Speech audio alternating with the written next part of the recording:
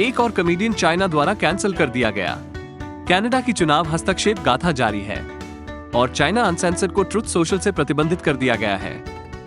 और China news headlines में और भी बहुत कुछ।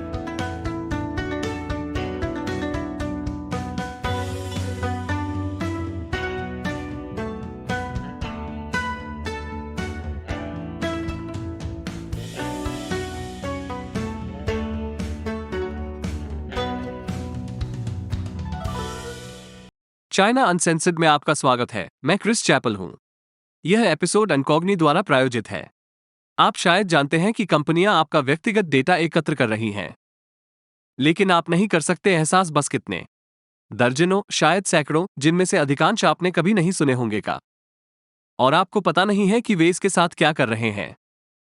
अनकॉग्नी उन्हें रोकने में मदद करता है। मैं अंत में और अधिक समझाऊंगा। ठीक है, मैंने कभी नहीं सोचा था कि मैं कभी यह कहूंगा, लेकिन मैं आधिकारिक तौर पर असत्य रहा हूं। मुझे यकीन नहीं है कि वास्तव में क्या हुआ था, लेकिन ट्रूथ सोशल पर मेरा खाता, जिसे एक मुक्त भाषण मंच माना जाता है, को निलंबित कर दिया गया है। मुझे वास्तव में स्पष्टीकरण नहीं दिया गया था। ट्रूथ सोशल ने अभी मुझे बताया कि मुझे उनकी सेवा की शर्तों का उल्लंघन करने के लिए प्रतिबंधित किया गया था, और यह कि अनिश्चितकालीन प्रतिबंध दुर्लभ हैं, केवल सबसे गंभीर उल्लंघनों के लिए आरक्षित हैं। यह सही है। मैं जितने भी सोशल मीडिया का उपयोग करता हूं, वो ट्रूथ सोशल ही था जिसने बिना सेंसर के चीन पर प्रतिबंध लगा दिया। मुझे नहीं पता कि मैं उनकी सेवा शर्तों का उल्लंघन करने के लिए क्या कर सकता था। मैंने जो आखिरी चीज पोस्ट की थी वो हमारे पॉडकास्ट चाइना अनस्क्रिप्टेड का यह वीडियो था। विडंबना यह है कि यह माइल्स यू के साथ एक साक्षात्कार था, जिन्होंने ट्रंप प्रशासन के लिए पूर्व विदेश मंत्री माइक पोम्पियो के सलाहकार के रूप में काम किया था। अब यह संभव है, ट्रुथ सोशल में किसी ने इस थंबनेल को देखा और सोचा कि यह ट्रंप की आलोचना है और खाते पर प्रतिबंध लगा दिया, जो कथित रूप से अभिव्यक्ति की स्वतंत्रता के लिए समर्पित साइट के लिए एक अच्छा रूप नहीं होगा। लेकिन फिर से, मैं केवल अनुमान लगा सकता हूं क्योंकि उन्होंने मुझे कुछ नहीं बताया है। मैंने जो कुछ भी किया उसे छोड़कर बहुत ही शानदार था। मैंने निलंबन के खिलाफ अपील की है और अब भी उनसे जवाब का इंतजार कर रहा हूं।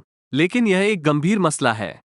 मेरे द्वारा उपयोग किए जाने वाले सभी प्लेटफॉर्म, यूट्यूब, ट्विटर, फेसबुक और इंस्टाग्राम का चीन के साथ गहरा संबंध है। मुझ पर कभी भी प्रतिबंध लगाया जा सकता है। इसलिए आपके लिए पैट्रियन पर इस शो का समर्थन करना बहुत महत्वपूर्ण है। यह सुनिश्चित करता है कि चाहे मुझे किसी भी तरह की सेंसरशिप का सामना करना पड़े, यहां तक कि ट्रूथ सोशल जैसे फ्री स्पीच प्लेटफॉर्म पर भी, मैं चीन को अनसेंसर्ड बनाना जारी रख सकता हूं। patreon.com/China Uncensored पर एक एपिसोड के लिए केवल $1 की आवश्यकता होती है। आप एक मासिक सीमा भी निर्धारित कर सकते हैं। ट्रुथ सोशल के साथ क्या होता है, मैं आपको अपडेट रखूंगा। लेकिन लोगों पर प्रतिबंध लगाने की बात करते हुए, कुछ हफ्ते पहले फ्लोरिडा के गवर्नर रॉन डिसांटिस ने फ्लोरिडा राज्य में चीन के नागरिकों के जमीन खरीदने पर प्रतिबंध लगाने वाले एक विधेयक पर हस्ताक्षर किए। बिल अन्य विरोधी देशों के नागरिकों को सैन्य प्रतिष्ठान या महत्वपूर्ण बुनियादी ढांचे के 10 मील के भीतर कृषि भूमि या भूमि खरीदने पर भी प्रतिबंध लगाता है। कई चीनी निवासी और एक रियल एस्टेट कंपनी कानून को पलटने की कोशिश कर रहे हैं, इसे अमेरिकी संविधान के 14वें संशोधन के तहत समान सुरक्षा और नियत प्रक्रिया अधिकारों का उल्लंघन कहना। डिसेंटिस ने कहा कि कानून राज्य में चीनी कम्युनिस्ट पार्टी के प्रभाव को रोकने के लिए था। And I look at things like farmland, it's important for community, it's important for business and jobs and the economy, but our food security is also national security. And so we don't want the CCP in charge of any of the food production. अगर कानून नहीं बदला गया तो यह 1 जुलाई से प्रभावी हो जाएगा। डिसेंटिस चीनी हस्तक्षेप पर दोहरी मार करने वाला अकेला नहीं है। विदेश विभाग ने कहा कि इस सप्ताह वो चीन के रक्षा प्रमुख पर लगे अमेरिकी प्रतिबंधों को नहीं हटाएगा। ये तब आया जब राष्ट्रपति बिडेन ने यह आवाज दी कि G7 बैठक के लिए जापान की अपनी सप्ताह भर की यात्रा के दौरान अमेरिका प्रतिबंध हटाने पर विचार कर रहा है। And on China, your team has been trying to secure meetings with their Chinese counterparts. Would you consider easing some sanctions to improve relations, like the sanctions that are currently on China's defense minister? The answer, that's under discussion. यार, क्या ऐसा कुछ है Joe Biden का staff वापस नहीं चलता है? उनका कहना है कि अमेरिका ताइवान का बचाव करने जा रहा है और व्हाइट हाउस इसे वापस ले लेता है। उनका कहना है कि वे प्रतिबंध हटाने पर चर्चा कर रहे हैं और विदेश विभाग इसे वापस लेता है। मैं शर्त लगाता हूं कि अगर उसने कहा कि आकाश नीला है, तो व्हाइट हाउस भी उसके पीछे चलेगा। ओह, क्षमा करें, जो आज आकाश स्पष्ट रूप से ग्रे है। चीन के रक्षा मंत्री बनने से पहले 2018 में चीनी रक्षा मंत्री ली शांगफू पर प्रतिबंध लगाया गया था। रूस के मुख्य हथियार निर्यातक से लड़ाकू विमान और उपकरण खरीदने के बाद अमेरिका ने उन्हें लगाया। स्पाई बैलून घटना के बाद से अमेरिकी रक्षा सचिव लॉर्ड ऑस्टिन और उनके समकक्ष के बीच एक बैठक निर्धारित करने की कोशिश कर रहा है। उस पूरी स्थिति के दौरान जब ऑस्टिन ने अपने समकक्ष को फोन करने की कोशिश की तो चीन ने फोन नहीं उठाया। अब चीन का कहना है कि जब तक अमेरिका उनके मंत्री पर से प्रतिबंध नहीं हटाता तब तक कोई बैठक नहीं होगी। अमेरिका ने कहा है कि प्रतिबंध ली को ऑस्टिन से मिलने से नहीं रोकते हैं, लेकिन गुमनाम सूत्रों ने ब्लूमबर्ग को बताया कि चीन अभी भी उन्हें हटाना चाहता है क्योंकि प्रतिबंधों के लागू रहने पर ली ऑस्टिन के बराबर नहीं होंगे और ब्रेक के बाद G7 चीन पर भी सख्त हो जाता है। वापसी पर स्वागत है। हम सभी जानते हैं कि चीनी कम्युनिस्ट पार्टी मजाक नहीं कर सकती, लेकिन अंकल रोजर ने इस पिछले सप्ताहांत में इस मुश्किल रास्ते को ढूंढ निकाला। ब्रिटेन में रहने वाले कॉमेडियन जो मूल रूप से मलेशिया के हैं को शी जिनपिंग और चीनी निगरानी पर प्रहार करने के बाद चीनी सोशल मीडिया से प्रतिबंधित कर दिया गया था। From Boston. Originally from Guangzhou. Guangzhou, China. China, okay. China, good country. Good country. Good country. Good country. Woo. We have to say that now, correct? All their phone listening. All their phone listening. This nephew got Huawei phone. They all listening. All our phone tap into it. Long live presidency. Long live presidency. Whew. Uncle Roger, social credit score going up. Nice. चीन की निगरानी का मजाक उड़ाना जितना बुरा था, हालांकि मुझे लगता है कि वास्तव में उसे जो मिला वो चीन की लाल रेखा को पार कर रहा था, Taiwan. Niece and nephew from Taiwan? Not a real country. Not a real country. I hope one day you rejoin the motherland, one China. No, don't clap too hard. This is not political show. No, don't clap. Uncle Roger gonna get cancelled after tonight. Nice, great, good report for Uncle Roger. Okay, dear CCP, Uncle Roger, good comrade, good comrade. Don't make him disappear, please. मुझे यकीन है कि uncle Roger को कुचल दिया गया था कि उन्हें चीनी सोशल मीडिया से हटा दिया गया था। आखिर इसे आते हुए कौन देख सकता था? पिछले सप्ताह के अंत में उन्हें वीबो, चीन के ट्विटर के संस्करण और बिलेबिली, चीन के यूट्यूब के संस्करण से हटा दिया गया था। बीबीसी की रिपोर्ट है कि उनके वीबो खाते पर एक संदेश, जहां उनके 400,000 से अधिक अनुयायी हैं, पड़ता है। उपयोगकर्ता को पोस्ट करने से प्रतिबंधित कर दिया गया है क्योंकि उसने संबंधित कानूनों और नियमों का उल्लंघन किया है। विडंबना यह है कि अंकल रोजर, जिनका असली नाम निगेल एनजी है, ने कुछ साल पहले ही चीन के बारे में खुद को सेंसर करने के कारण विवाद खड़ा कर दिया था। 2021 में उन्होंने यूएस आधारित यूट्यूबर और फूड व्लॉगर माइक चेन के साथ सहयोग किया। वीडियो सिर्फ भोजन के बारे में था, लेकिन अंकल रोजर ने सिर्फ एक दिन बाद इसे हटा दिया जब उन्हें पता चला कि चेन चीनी सरकार का प्रशंसक नहीं है और सोशल मीडिया पर चीन के मानवाधिकारों के हनन के बारे में पोस्ट करता है। हमारे पॉडकास्ट चाइना अनस्क्रिप्टेड पर होने के बाद हमने चेन से बात की। यदि आपने इसे नहीं देखा है तो मैं नीचे साक्षात्कार का लिंक छोड़ दूंगा। मुझे यकीन नहीं है कि यहाँ आखिरी हंसी किसे मिली। सेंसर, वो व्यक्ति जिसने स्वयं सेंसर किया था, रद्द हो गया, या वो व्यक्ति जो हटा दिया गया लेकिन रद्द नहीं किया गया? नीचे टिप्पणी में वोट करें और अंदाजा लगाइए कि अब और कौन चीन का आलोचक है।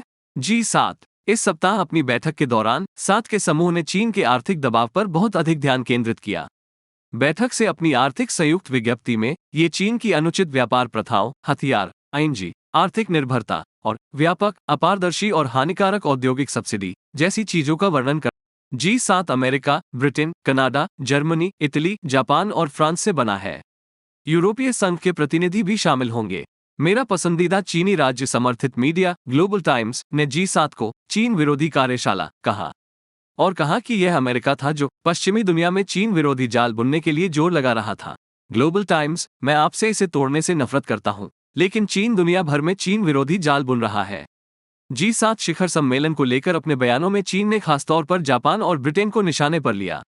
ब्रिटेन में चीन के दूतावास ने लंदन से आग्रह किया कि ब्रिटिश प्रधानमंत्री ऋषि सनक ने कहा कि बीजिंग सुरक्षा और समृद्धि के लिए दुनिया की सबसे बड़ी चुनौती का प्रतिनिधित्व करता है। चीन ने शिकायत करने के लिए जापान के राजदूत को भी तलब किया क्योंकि वह इस साल के शिखर सम्मेलन का मेजबान था। और ब्रेक के बाद क्या कनाडा ने चीनी चुनाव हस्तक्षेप की सिर्फ दिखावटी जांच की? वापसी पर स्वागत है। एक संदिग्ध चीनी जासूस के साथ बातचीत को लेकर कैलिफोर्निया के सांसद एरिक स्वेलवेल के खिलाफ अमेरिकी सदन की आचार समिति ने अपनी जांच बंद कर दी है। द्विदलीय समिति ने इस सप्ताह स्वेलविल से कहा कि वे उसके खिलाफ कोई कार्रवाई नहीं करेंगे। जांच, जो 2 साल पहले शुरू हुई थी, ने स्वावल के चीनी नागरिक क्रिस्टीन फैंग के साथ संबंधों को देखा, जो फैंग फैंग द्वारा भी जाना जाता है। वे 2011 में मिले थे जब स्वेलविल डबलिन, कैलिफोर्निया में एक काउंसिलमैन थे और उनका दाखिला बे एरिया कॉलेज में हुआ था।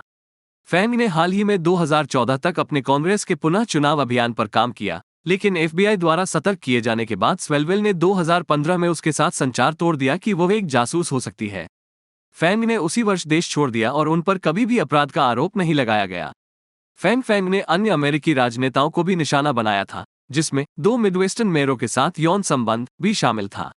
लेकिन इस बात का कभी कोई सबूत नहीं था कि फैंग ने स्वेलविल के साथ ऐसा किया था। जांच की बात करें तो कनाडा वर्तमान में चीनी चुनाव हस्तक्षेप के विवाद में उलझा हुआ है। कनाडा के खुफिया समुदाय से मीडिया में लीक की जांच के लिए विशेष दूत डेविड जॉनसन को नियुक्त किया गया था, जिसमें दावा किया गया था कि 2 संघीय चुनावों में चीन द्वारा व्यापक चुनाव हस्तक्षेप किया गया था। इस हफ्ते उन्होंने अपनी पहली रिपोर्ट जारी की। जॉनसन ने पाया कि विदेशी अभिनेता कनाडा के चुनावों को प्रभावित करने की कोशिश कर रहे थे, लेकिन मीडिया में विशिष्ट दावों को सच नहीं पाया। उदाहरण के लिए, ऐसी रिपोर्टें थीं कि 2019 के संघीय चुनाव में 11 उम्मीदवार चीनी हितों की ओर से और वित्तपोषित थे। जॉनसन ने कहा कि इस बात का कोई सबूत नहीं था कि चीन द्वारा वित्तपोषित भुगतान किसी भी उम्मीदवार द्वारा प्राप्त किया गया था, हालांकि उन्होंने कहा कि पैसे भेजने का प्रयास किया गया था। उनकी रिपोर्ट में सबसे भड़काऊ निष्कर्षों में से एक उनका सुझाव है कि सार्वजनिक जांच नहीं होनी चाहिए। उनका कहना है कि सबूतों की वर्गीकृत प्रकृति के कारण, लेकिन संसद के सदस्यों को सबूत देखने की पेशकश की गई ताकि वे जान सके कि वो कुछ भी नहीं छिपा रहे हैं। हालांकि विपक्षी दल ये कहते हुए बेईमानी कर रहे हैं कि जांच में खामियां थी और जॉनसन की पृष्ठभूमि में हितों के टकराव के कारण जॉनसन की रिपोर्ट पर भरोसा नहीं किया जा सकता। जिन आरोपों की वो तलाश कर रहे हैं, वे ज्यादातर कनाडा की लिबरल पार्टी के इर्द गिर्द केंद्रित हैं, जो कि प्रधानमंत्री जस्टिन ट्रूडो की पार्टी है। जांच का एक हिस्सा इस बारे में था कि क्या ट्रूडो चुनाव में हस्तक्षेप के आरोपों के बारे में जानते थे और क्या उन्होंने उन्हें नजरअंदाज किया था। जॉनस्टन ने कहा कि कमान की श्रृंखला को ऊपर ले जाने वाली खुफिया जानकारी के मुद्दे थे, लेकिन ट्रूडो ने कभी भी किसी भी खुफिया रिपोर्ट को नजरअंदाज नहीं किया। ट्रूडो ने जॉनसन को नियुक्त किया और कहा कि उन्होंने जॉनसन के सुझाव का समर्थन किया कि सार्वजनिक जांच नहीं होनी चाहिए। हालांकि ट्रूडो फाउंडेशन के साथ जॉनसन की भागीदारी, जिसे जस्टिन ट्रूडो के दिवंगत पिता के नाम पर स्थापित किया गया था, ने उनकी निष्पक्षता के साथ साथ ट्रूडो परिवार के साथ उनकी दोस्ती के बारे में चिंता जताई है। कनाडा की कंजर्वेटिव पार्टी के नेता ने जॉनसन को एक स्की दोस्त, कॉटेज पड़ोसी और जस्टिन ट्रूडो का पारिवारिक मित्र कहा, जिसे प्रधानमंत्री द्वारा एक नकली नौकरी दी गई थी और गलीचा के नीचे ट्रूडो के कवर्ब को साफ करने का काम सौंपा गया था, और उन्होंने आरोपों की सार्वजनिक जांच की मांग की है। और यह एपिसोड इनकॉग्नी द्वारा प्रायोजित है। जब भी आप कुछ भी ऑनलाइन करते हैं या अपने फोन पर ऐप्स का उपयोग करते हैं, तो बड़ी संख्या में ऐसी कंपनियां होती हैं जो आपका व्यक्तिगत डेटा एकत्र करती हैं। जब मैंने 1 साल पहले इनकॉग्नी के लिए साइन अप किया था, तो मुझे पता चला कि ऐसे दर्जनों डेटा ब्रोकर थे जिनके पास संभावित रूप से मेरी निजी जानकारी थी, बिना मेरी अनुमति के। कुछ प्रकार की डेटा चोरी को आप आसानी से रोक सकते हैं, जैसे खरीदारी करने के लिए टेमू का उपयोग नहीं करना या टिकटॉक का उपयोग, जो भी हो। लेकिन अन्य प्रकार की डेटा चोरी कठिन है। बहुत सी निजी कंपनियां आपके डेटा तक पहुंच बना रही हैं क्योंकि आपने गलती से किसी तृतीय पक्ष साइट के माध्यम से अनुमति दे दी है। लेकिन उन्हें रोकने का एक तरीका है। इनकॉग्नी आपके लिए यही करता है। यह विशिष्ट कानूनी भाषा का उपयोग करके इन कंपनियों को लिखता है, जिससे उन्हें आपकी निजी जानकारी को हटाने के लिए मजबूर किया जाता है।